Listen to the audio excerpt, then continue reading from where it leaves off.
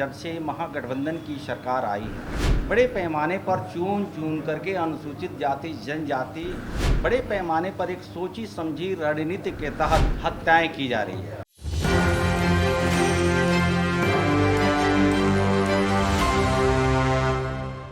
नमस्कार, एक न्यूज़ 24 देख रहे हैं आप और मैं हूं आपके साथ अविनाश। बिहार सरकार में पूर्व मंत्री और बीजेपी से एमएलसी जनक राम ने आज बिहार सरकार पर जमकर निशाना साधा है। आपको बता दें, बीते दिनों जिस तरीके से राकेश पासवान की निर्मम हत्या कर दी गई है, उसी को लेकर आज उन्होंने कहा कि हाजीपुर में जिस तरीके से लगातार अनुसूचित जाति जनजाति पे जो कार्रवाई हो रही है, लगातार अनुसूचित जाति और जनजाति को दबाया जा रहा है और बिहार सरकार इसमें लिप्त हो गई है। उन्होंने कहा एक सप्ताह के अंदर अगर इस पर कोई उन्होंने स्टेप नहीं लिया तो पूरे बिहार में आंदोलन करेंगे और उनके साथ बीजेपी के कई नेता भी रहेंगे। क्या कुछ कह रहे हैं जनक राम, आप सबसे पहले इस वीडियो को देखें। बड़ी दुख के साथ मुझे कहना पड़ रहा है कि बिहार प्रदेश में जब से महागठबंधन की सरकार आई है, बड़े पैमाने पर चुन चुन करके अनुसूचित जाति जनजाति वर्ग के जो समाज के होनहार लोग हैं, सामाजिक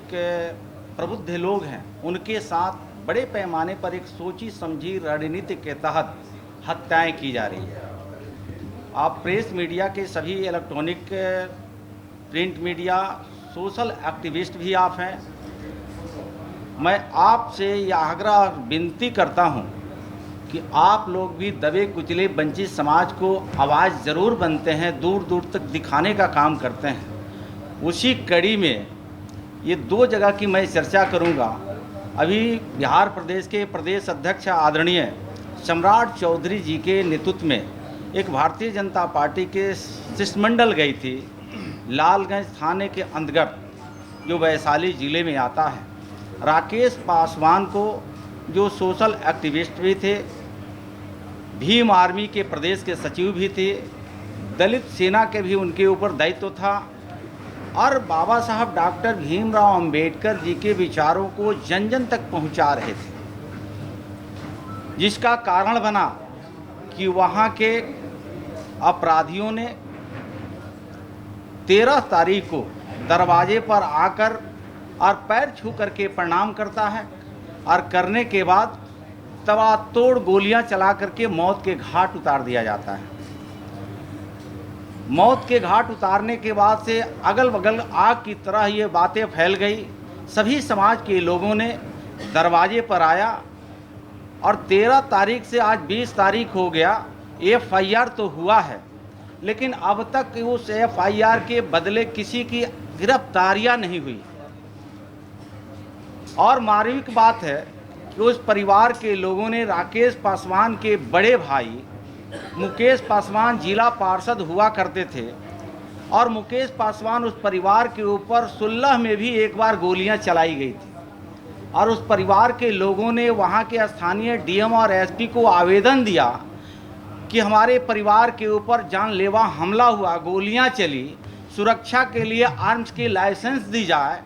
आवेदन देने के बावजूद 16 में आवेदन दिया गया, आज 2023 है, लेकिन उनके आवेदन पर सरकार ने कोई जवाब नहीं दिया, जिसका ताज़ा उदाहरण 13 तारीख को देखने को मिला कि एक अनुसूचित जाति के होनहार व्यक्ति राकेश पासवान को निर्मम हत्या कर दी जाती है। उसी कड़ी में आपने देखा होगा, जहां मुख्यमंत्री जी के खुद का घर है नालंदा जिला और वहां मुन्ना पासवान है, जो वो भी अनुसूचित जाति महादलित परिवार से ही आते हैं और महादलित सेना, दलित सेना जो है, दलित सेना में प्रदेश का नेतृत्व कर रहे थे।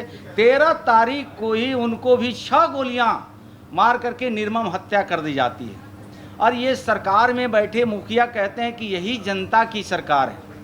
मैं अनुसूचित जाति जनजाति के परिवार से होने के नाते जनक चमार स्पष्ट सरकार से ये कहना चाहता है कि जहां बिहार प्रदेश में अनुसूचित जाति और जनजाति दबे कुचले वंचित समाज को बाबा साहब अम्बेडकर जी ने आवाज़ दिया था, उस आवाज़ के प्रति समाज में समरूपता, एक भाव फैलाने का कर्ज करता, वो पासवान बिरादरी का हो, दलित बिरादरी का हो, पिछड़ा बिरादरी का हो, अत्यंत समाज के बेटा हो, वह परिवार को निर्मम हत्या करने के उद्देश्य से ही आपकी सरकार चल रही है। तो मेरा मानना है कि ये सरकार कमज़ोर लोगों को दबा करके और वोट बैंक की राजनीति करना चाहती है।